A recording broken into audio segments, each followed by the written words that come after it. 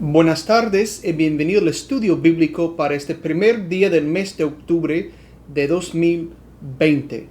Me da mucho gusto saludarles y quiero iniciar nuestro estudio de la primera carta a San Timoteo con una oración muy apropiada del libro de oración común. Oremos.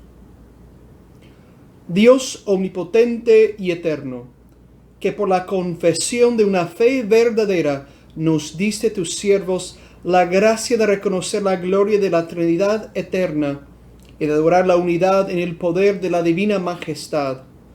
Consérvanos firmes en esta fe y adoración y llévanos al fin a contemplarte en tu sola y eterna gloria, tú que vives y reinas un solo Dios por los siglos de los siglos. Amén.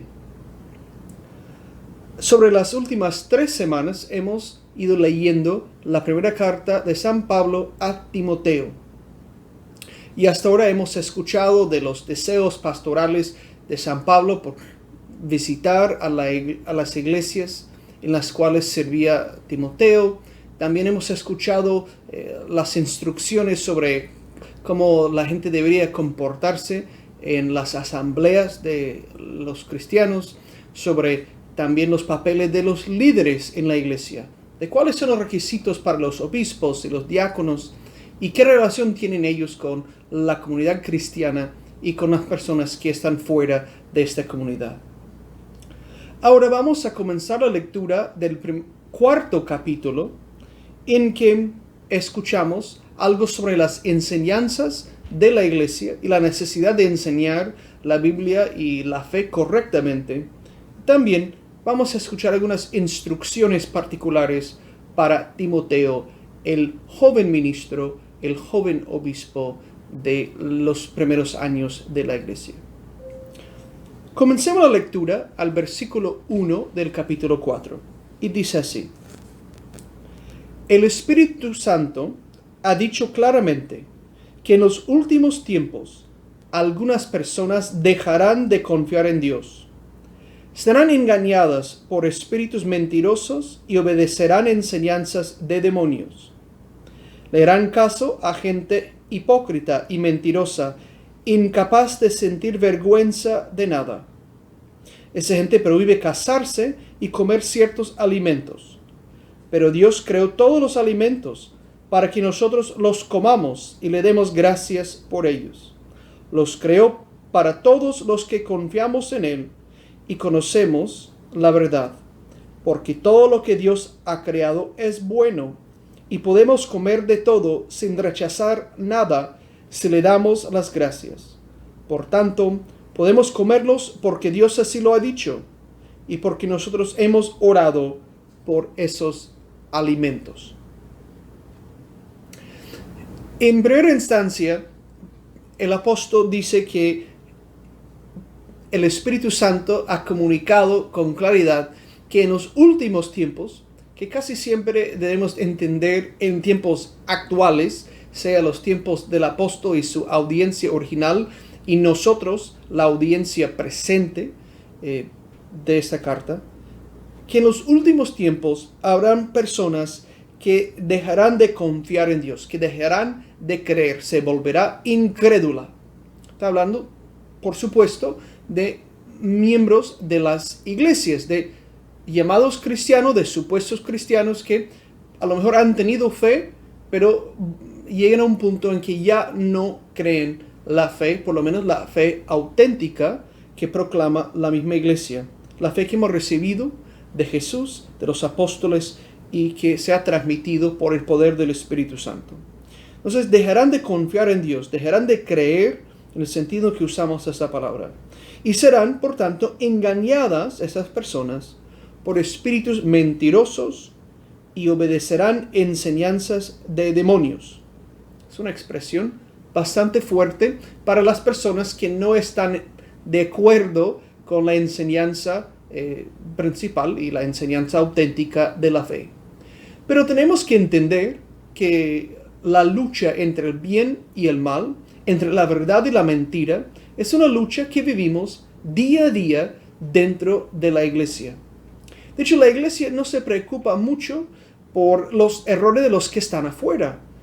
Cuando la iglesia históricamente tiene que velar por la sana doctrina con la enseñanza o la información que debe ser, siempre se está esforzando por mantener la pureza de su enseñanza, su fidelidad a la enseñanza de Jesús dentro de la misma iglesia.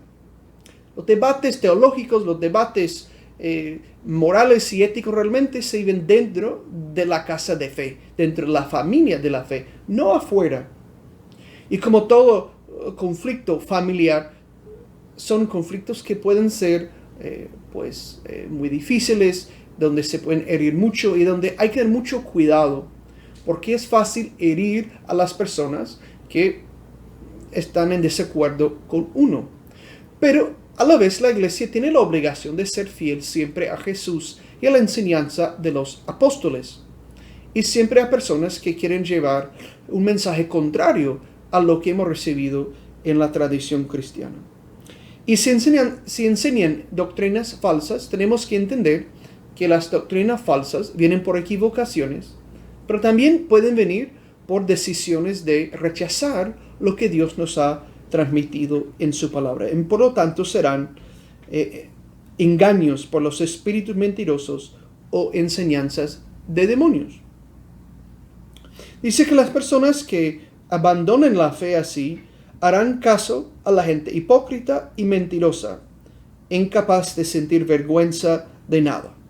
Sabemos que hay personas que tienen agendas que quieren promover dentro y fuera de la iglesia, sean agendas políticas, agendas sociales, agendas religiosas, y muchas personas quieren responder a esos maestros falsos porque están diciendo cosas que quieren escuchar, que lo que está mal realmente está bien, que lo que debemos condenar ya lo vamos a celebrar, que no importa nuestro actuar, no importa unas cosas que realmente en el pasado nos habrán dado vergüenza. Por eso que dice que los maestros falsos son los que no sienten vergüenza de nada, ¿no? Y da ejemplos de su propio tiempo de personas sin vergüenza que enseñan cosas falsas en las comunidades cristianas. Son dos ejemplos que el apóstol nos provee. Que primero son personas que prohíben casarse, y segundo son personas que tratan de prohibir comer toda clase de alimentos. Comencemos con el primer ejemplo.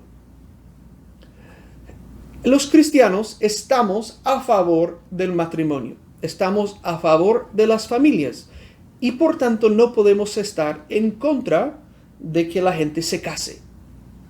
El matrimonio es algo que celebra la comunidad cristiana, es algo que celebra la iglesia. La Biblia nos manda a tener un respeto profundo por la institución del matrimonio. Creemos que Dios mismo instituyó el matrimonio y que con su primer milagro Cristo bendijo el matrimonio como algo loable, algo digno de respetar y de celebrar. Pero como siempre, por influencias paganas, por cosas externas a la misma fe cristiana, había extremistas que querían prohibir el matrimonio entre los cristianos en la época de San Pablo. En otros momentos históricos también ha habido grupos bajo el nombre cristiano que han querido prohibir el matrimonio.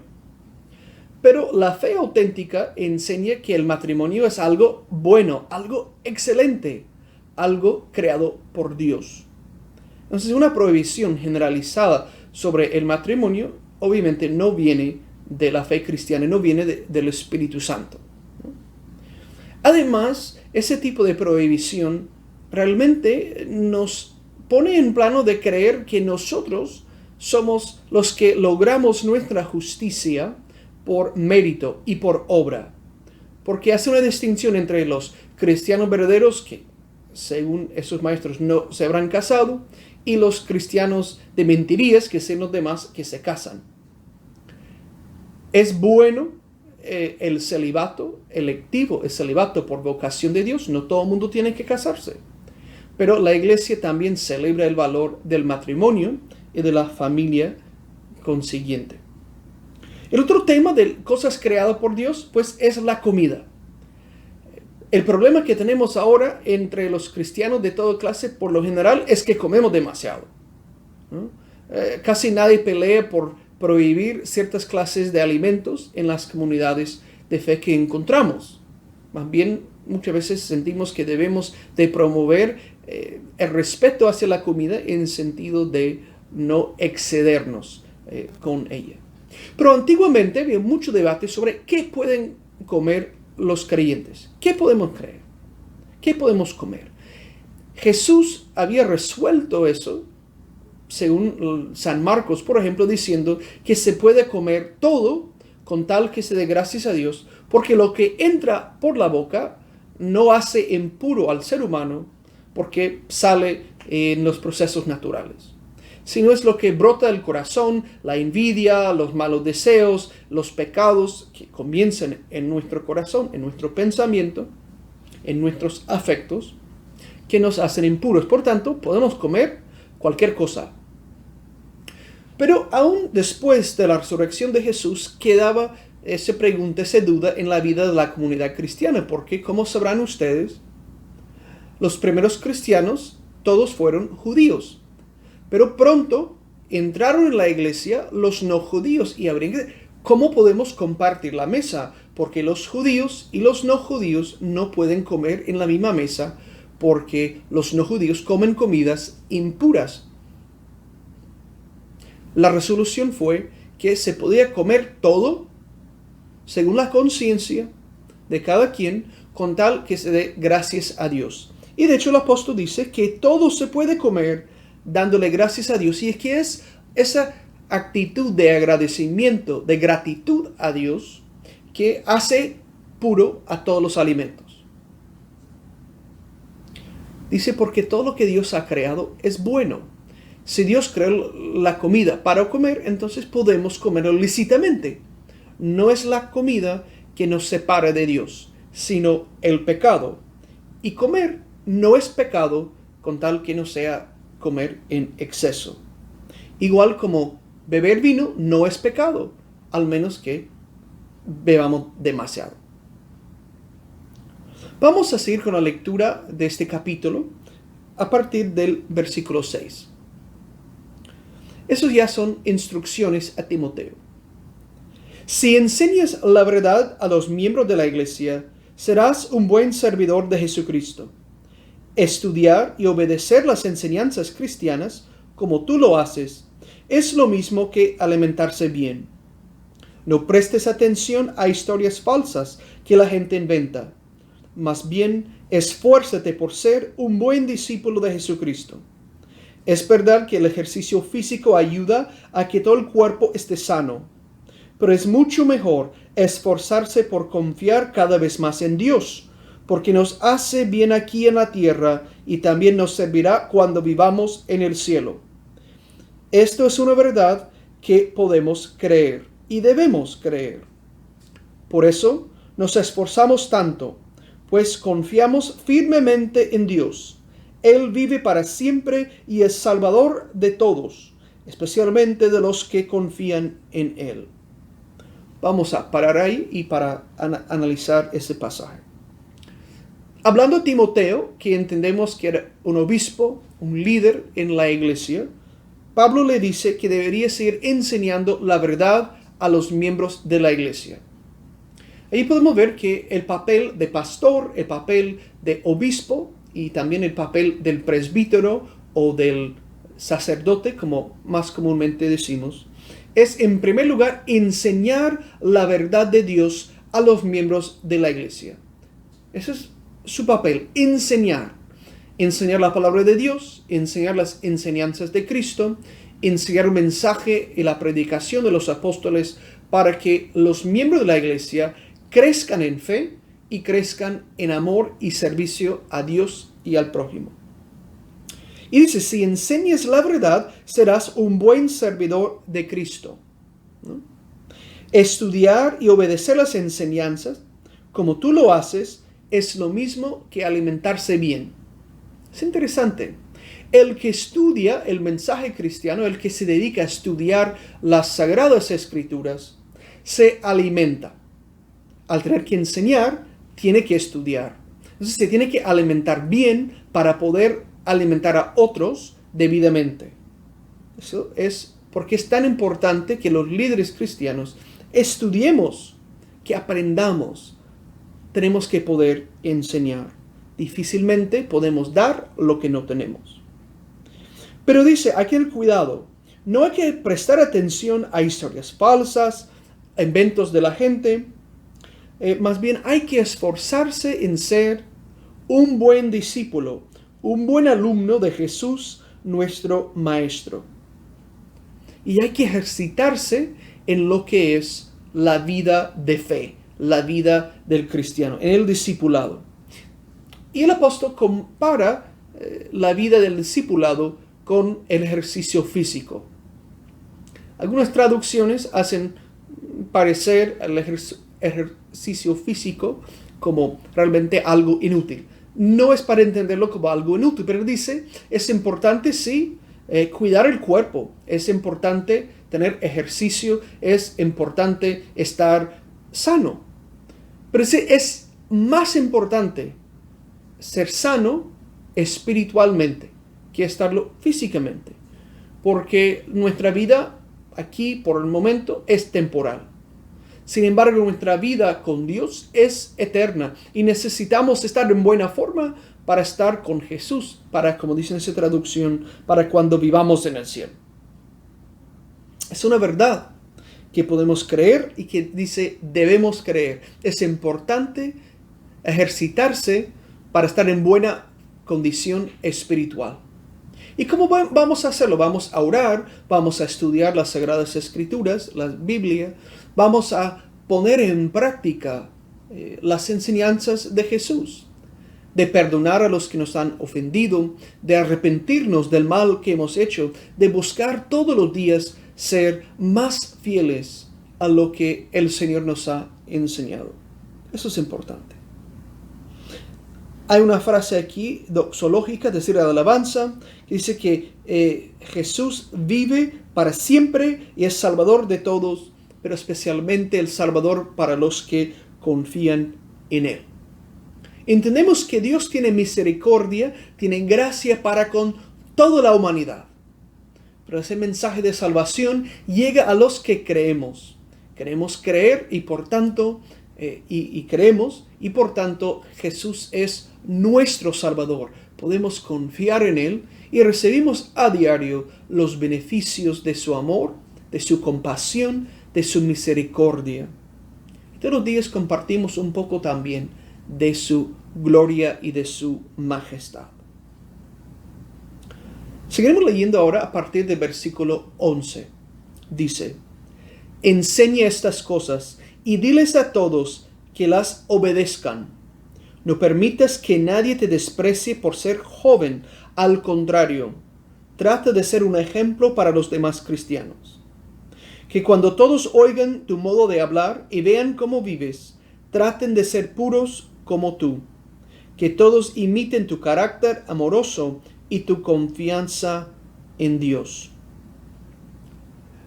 El apóstol exhorta a Timoteo a seguir enseñando, a enseñar la buena doctrina, a enseñar cómo ser un discípulo de Jesús y que debería dar un buen ejemplo. Igual como en muchos otros tiempos, la gente por lo general tenía una desconfianza de los líderes jóvenes.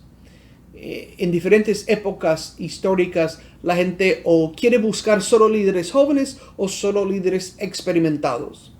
En tiempo del apóstol, pues la gente tenía una desconfianza de líderes jóvenes. Pero Pablo dice que nadie te desprecie por ser joven. Dice, yo mismo he dado mi confianza en ti y Dios mismo ha confiado en ti y te ha encomendado esta tarea de enseñar y de cuidar al pueblo de Dios. Entonces, dales buen ejemplo.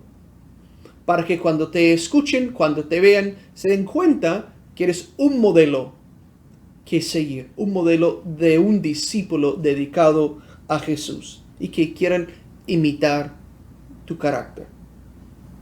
Sigamos del versículo 13. Mientras llego a visitarte, sigue leyéndoles la Biblia a los miembros de la iglesia. Y no dejes de animarlos ni de enseñarles. no dejes de usar las capacidades especiales que Dios te dio cuando los líderes de la iglesia pusieron sus manos sobre tu cabeza. El Espíritu Santo habló con ellos y les ordenó hacerlo. Haz todo eso y dedica tiempo para ello, para que todos vean que cada día eres mejor. Timoteo, compórtate como es debido y ten cuidado de lo que enseñas. Sigue haciendo esto y no solo te salvarás a ti mismo, sino que también salvarás a los que te escuchen. Interesante.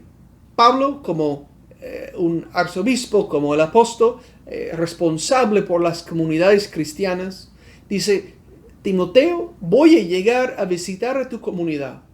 Mientras tanto, te encargo que sigas leyendo la Biblia y enseñando su mensaje a los miembros de la iglesia. Todavía los líderes de la iglesia, en tiempos nuestros, tenemos la obligación de leer la Biblia a los miembros de la iglesia y enseñarles, de explicar la palabra de Dios y enseñarles la fe cristiana. Es en parte por eso que hacemos esos estudios por video, para que las personas de fe puedan escuchar el mensaje de la Biblia y crecer en esta fe y aprender a ser cada vez mejores, como dice aquí San Pablo. Dice que Timoteo no debería dejar de usar todas esas capacidades que Dios le ha dado, los dones del Espíritu Santo. Y menciona el carisma o el don que se confiere en la ordenación, como decimos ahora. Y dice en la imposición de manos. Entendemos que cuando Timoteo fue nombrado obispo de la comunidad en que servía, otros líderes de la iglesia se reunieron e impusieron sus manos sobre él con la oración, invocando el Espíritu Santo para que recibiera la capacidad de enseñar y cuidar al pueblo de Dios. Es lo mismo que hacemos ahora en nuestros ritos de ordenación. Los líderes existentes de las iglesias se reúnen con el ordenando e imponen las manos pidiendo al Espíritu Santo que le confiere ese don de liderazgo y de enseñanza. Y claro, hay que dedicar tiempo a eso.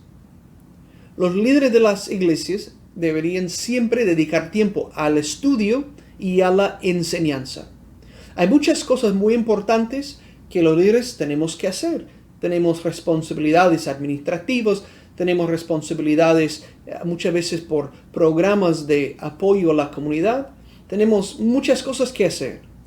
Pero todo líder cristiano debería dedicarse al estudio y a la enseñanza de la palabra de Dios. Es su prioridad. Termina esa sección con esa exhortación de nuevo que el apóstol hace a Timoteo, donde dice: compórtate como es debido y ten cuidado de lo que enseñas. Era muy importante para San Pablo enfatizar que Timoteo tenía que enseñar y tener mucho cuidado con la enseñanza. Muchas veces en las iglesias, en las predicaciones, escuchamos mensajes que quizás realmente no son mensajes de la palabra de Dios. O son ocurrencias, o son por influencia de cosas que están en los medios sociales o que están en la sociedad actual. Es importante que el mensaje que sale del púlpito o que esté en las actividades de la iglesia sea la enseñanza de la palabra de Dios. Los cristianos podemos tener desacuerdos sobre muchas cosas, pero debemos estar unidos en el deseo de escuchar lo que Dios nos enseña en su sagrada palabra. Y claro, cuando los líderes de la iglesia se dedican a estudiar y a enseñar la palabra de Dios, hacen bien, van realizando el efecto de su salvación y ayudan a otros a poder también alcanzar la salvación por la gracia de Dios. Porque es a través de escuchar el mensaje de Jesús que podemos creer en Él. Ahora vamos a terminar nuestro estudio con una oración. Quiero invocar al Señor para que nos siga bendiciendo, que nos siga cuidando y que podamos ser fieles a Él por la gracia de su Espíritu Santo. Oremos. Santísimo Padre, tú que eres nuestro Padre por excelencia y que has enviado a tu Hijo Jesucristo para redimirnos del pecado y de la maldad, y que nos has conferido el don de tu Espíritu Santo para guiarnos, para que alcancemos la salvación por la fe en tu Hijo. Haz que podamos dedicarnos al estudio y a la enseñanza de tu palabra. Haz que podamos tener un amor por las sagradas Escrituras y permítenos siempre a crecer diariamente en nuestra fe y en el discipulado que nos has llamado a vivir. Eso te lo pedimos por Jesucristo nuestro Señor. Amén. Digamos juntos: Padre nuestro que estás en el cielo, santificado sea tu nombre. Venga tu reino. Hágase tu voluntad en la tierra como en el cielo. Danos hoy nuestro pan de cada día.